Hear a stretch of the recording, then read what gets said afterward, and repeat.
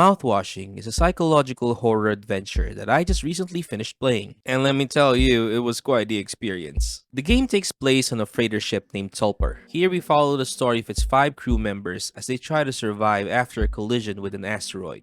The story is presented as a non-linear narrative, which leads the player into making false assumptions that would later be explained as events unfolded. In this video, I'll be going through the story while sharing my thoughts and opinions about my experience with the game, so I hope you enjoy and thanks for watching. We start the game inside the cockpit of the Tulper. We get a warning that the ship is going to collide with an object and we are instructed to change course. When our character tries to use the wheel to avoid the asteroid, the ship is steered into direct collision with it. The autopilot turns on and our pay gets deducted for failing to properly navigate the ship. Our character takes the key and turns off the autopilot, sealing the fate of the ship. We start running around the area while seemingly being stalked by a horse statue with a crying baby in the background. After getting harassed by the deformed pony one last time, the story jumps to its first time skip. Right off the bat, we get to see that whoever set the ship on a collision course was clearly losing their grip on reality. A lot of signs would point it to being the captain of the ship, because he would be the only one with access to the key to the override button. And the game clearly wanted us to think that at first when we go to the next part. We meet the 3 other crewmates: Jimmy, the character we play as for most of the game, and the co-pilot of the Tulper, Swansea, the old technician of the group who knows how to fix anything on the ship, Anya, the untrained medical professional, and Daisuke, the new and inexperienced member of the team, who is also Swansea's apprentice. With the captain out of commission, Jimmy takes on the role of leader and looks for the scanner that allows them access to the rest of the ship's rooms. They plan on opening the cargo to find out if there's anything that could be useful to their survival. As we explore the ship, we can find Swansea just outside the utility room. He isn't letting anyone inside because the room is filled with foam. Swansea is worried that if anyone tries to break the foam, it might cause a breach that would suck them all into space. We will have to go back later to find out more. We head to the cockpit to find the scanner on the floor. Before we could open the cargo, we need to gather all the crew members. So we head to the clinic. There we find Anya and a badly injured man that Jimmy identifies as Curly, the former captain of the ship. Jimmy talks to Anya, commenting on how unqualified she is for the job, and correcting her when she calls Curly captain, saying that people need to be worth their titles. This is one of the first signs that tells us that Jimmy is not a good person. He is needlessly rude towards Anya and talks down to the badly injured Curly. In his current state, the former captain is fully dependent on the help of the other crew members, and Jimmy has to be the one to give him his painkillers, because Anya could not stomach the task at hand. Once we're done giving Curly painkillers, we can talk to Anya in the lounge. She'll ask Jimmy why Curly would do something so crazy, to which he replies that the reason doesn't matter. Afterwards, we get to go to the cargo area. With the scanner in hand, the code is revealed and the crew gains access to the cargo. Before we can see what's inside, the story jumps back to 7 days before the crash. This segment really gave me the feeling that you're not really going to be able to depend on the other crew members. Swansea seems to be the only one who knows what he's talking about, while the other 2 are barely qualified to be on the ship in the first place. The former captain is helpless and can't even say anything. So it's really up to Jimmy to get the job done. And because he's our player character, it's not hard to see why he thinks the others are incompetent.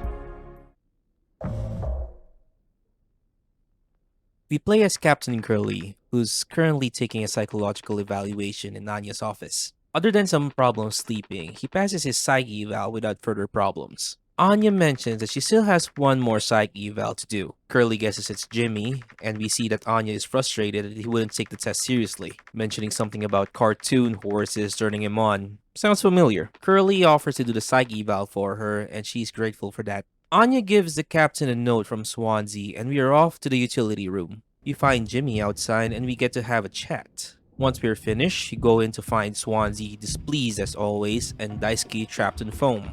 Swansea can't free him because the captain is the only one with access to the axe in the case. We go and retrieve the axe and free Daisuke. After a bit of chit-chat and banter, we give Swansea the axe so he can clean the rest of the foam, and we talk to Jimmy on our way out. We mentioned that we will be doing his psych eval and he will be waiting for us in the cockpit. On our way there, we have another surreal experience. A pool of red liquid, weird colored skies, ladders and warning signs popping out of the ground. We don't know if this is a premonition of the crash or a stress-induced hallucination. We finally get to the cockpit and talk to Jimmy. Curly and Jimmy open up about their struggles. Curly wants to try new things, but he's afraid that he might be leaving behind everything he worked hard to achieve. Jimmy, on the other hand, is still trying to climb up the ladder that Curly's on the top of.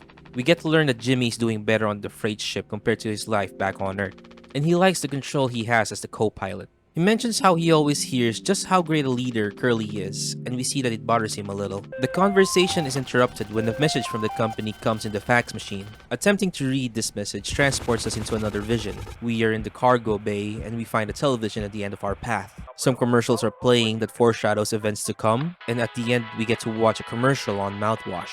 That brings us back to 2 months after the crash. We see that the cargo is filled with nothing but mouthwash. We get mixed reactions from the crew. Anya is in disbelief that they're shipping nothing but mouthwash. Swansea sees that it's 14% ethanol and decides to have a party. Daisuke is his usual confused self. And we end with the picture with all of their reactions before going back to 6 days before the crash. This segment was pretty crazy. We went from a decently functioning crew to this picture of chaos in a matter of minutes. It really feels like everything is falling apart so fast that you can't wrap your head around how it all went down. Luckily, the next parts give us more information. We play again as Curly, and we're about to give the crew the news. But before he can do that, the crew threw him a surprise birthday party. They only get one group event per year, so they decided on Curly's birthday. Gosh, it would be so awkward if we had to give them bad news. The company's closing and this is their last shipment. Yeah, but at least we get to make cake, so that's something. Anyway, the crew doesn't take it well, and Jimmy took it the worst. He starts projecting his insecurities on everyone, and he is especially angry and resentful towards Curly. Jimmy doesn't have anything to go back to on Earth. None of the other crewmates have much qualifications for other jobs. But it was Jimmy who always felt like he was always behind his friend. And as we continue to watch things unfold, the more we see his resentment lead him into making bad decisions. 3 months after the crash, we wake up as Jimmy again. We go to give Curly his painkillers, but Anya wasn't there. We find her in the cockpit talking with Swansea. She asks us to give Curly his painkillers because she still feels nauseous when she hears his screams. We go and give him his meds, but this time it's different.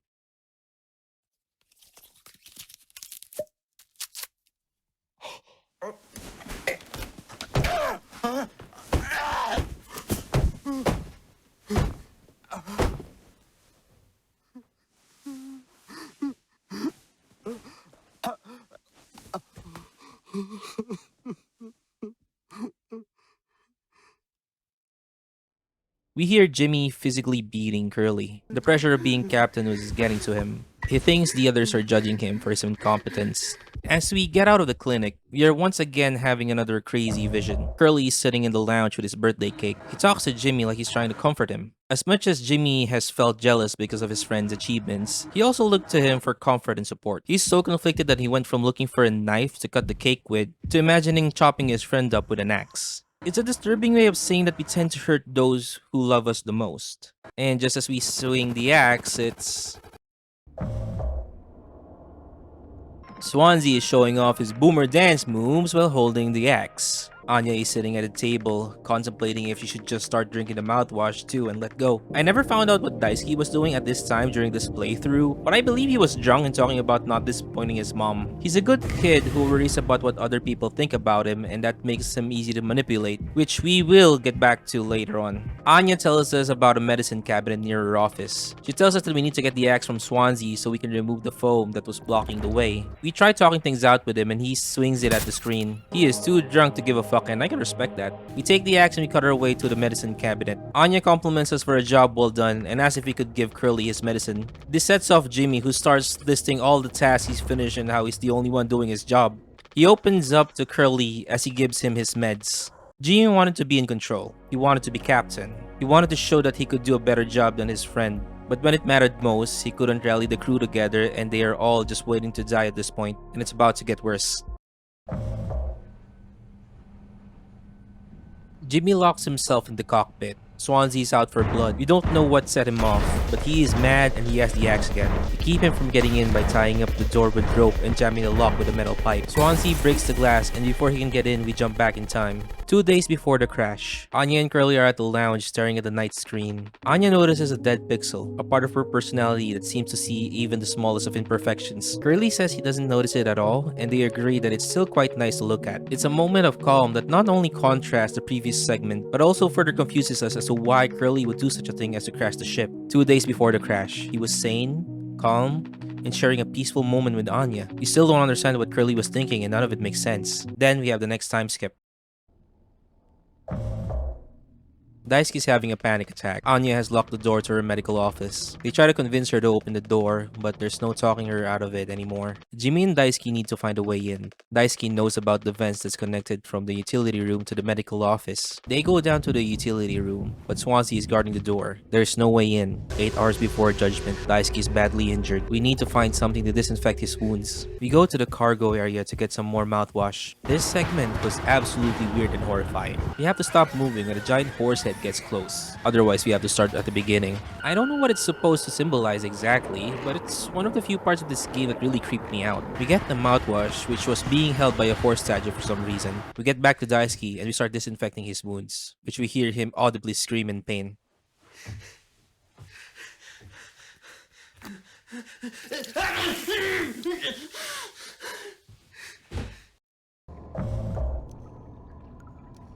Jimmy and Daisuke make a plan to get around Swansea. They mix a cocktail with mouthwash and alcohol and give it to the old man. Knocks him out and we get access to the utility room.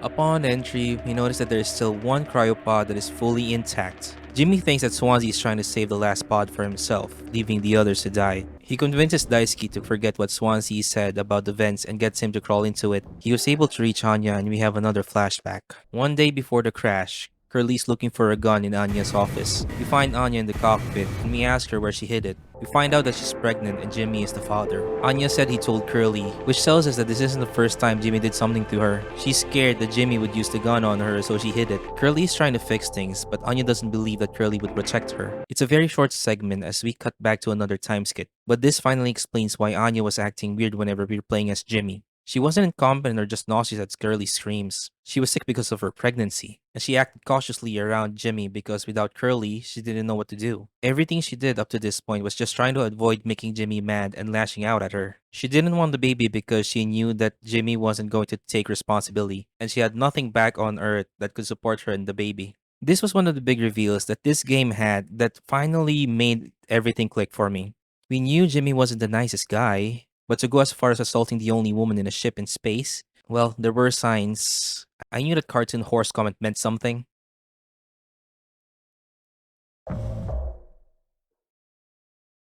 Daisuke's wounds won't stop bleeding. Jimmy thinks he can still fix this. He still thinks he has control over the situation.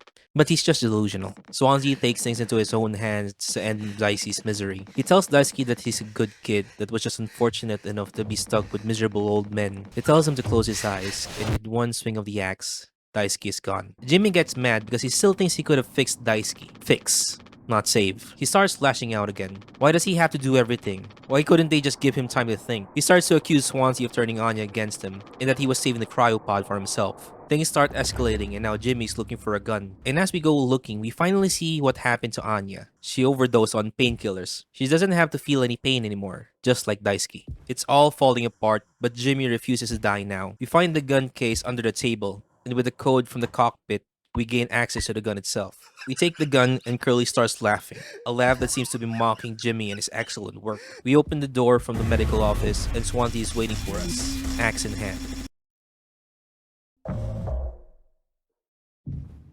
Anya informs us that he told Jimmy about her pregnancy. Curly tells her that she should have waited for him. He still wants to try and fix things, but it's too late. We find Jimmy at the cockpit. Curly tries to tell Jimmy that he can still figure things out. Jimmy has already fallen into despair. He wants to bring down everyone with him, and he knows Curly will take the blame for what happened on the ship. It happened under his watch. He and Jimmy can just make this look like a terrible accident, a tragedy where they are the heroes. He lets Jimmy set the ship's course and turn off the autopilot. We tried to set things back, but it was too late. Curly takes the impact of the crash, and it all goes white. Finally, it all makes sense. A man fallen into despair, another who had a moment of hesitation. That's all it took for things to go wrong. Absolute cinema. Jimmy brings Curly's body to the lounge and sets him on the table, the other dead crewmates clapping as if to celebrate. He cuts off Curly's leg and gives a demented version of his speech. In his twisted reality, Jimmy does this all in the name of survival. Then we get sent to another nightmare sequence. Jimmy's in a cemetery, being hunted down by Swansea. You have to get a clean shot at him, otherwise he will take you out with the axe and you have to restart. Once you successfully hit a shot at Swansea, we get to see his last moments. He recounts his life to us for the last time before Jimmy points the gun and the segment ends here. I appreciate what they did for Swansea's last moments. He gets to give this beautiful and somber speech about how he pictured his life and gives Jimmy a last fuck you on his way out. His last moments almost serving as a tribute to a life of trying to do the right thing. We leave Swansea's dead body only to enter another hellscape, eyes on the wall that stare deep into Jimmy's soul. We find Curly, who seems to have valves in his body to twist his insides. The TV shows us a boy eating questionable meat. We tried to feed Curly a piece of his leg to keep him alive. After everything that's happened, Jimmy's still able to keep Curly alive. But for what reason? I still don't know, to be honest.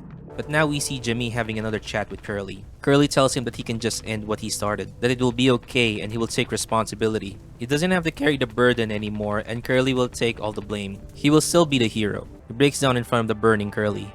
He still thinks he can fix things, that they can still come out as heroes, both of them. Jimmy is a sad and conflicted character, a monster born of jealousy and resentment. And as much as the game has told him to do so, he still hasn't taken responsibility at this point. He still calls it an accident when we know it's not. And he still have to take responsibility for one more thing. We find ourselves in the last dream segment. Jimmy finds an item that acts like an ultrasound. He scans this giant body of flesh and finds something alive inside. Whatever it was, it bursts out of this flesh and cries could be heard from all directions. We are chased down by this newly born monstrosity. Once we escape, we are confronted by Polly, the Pony Express mascot. Jimmy still thinks he can fix this. Polly gives him one last chance. He takes Curly to the last cryopod. Jimmy tells him that he will live and everything will be alright. Jimmy walks away just out of sight. It was quiet until we hear one last gunshot. Then it's all quiet again, and that's where the game ends. This game was an amazing experience. If this was ever made into a movie, I would be willing to bet top dollar that it would be a hit. There are still a lot of questions that I have about this game, and I might do a character analysis on Jimmy in the future. That's it for now though. Leave a like and comment, and I will see you next time.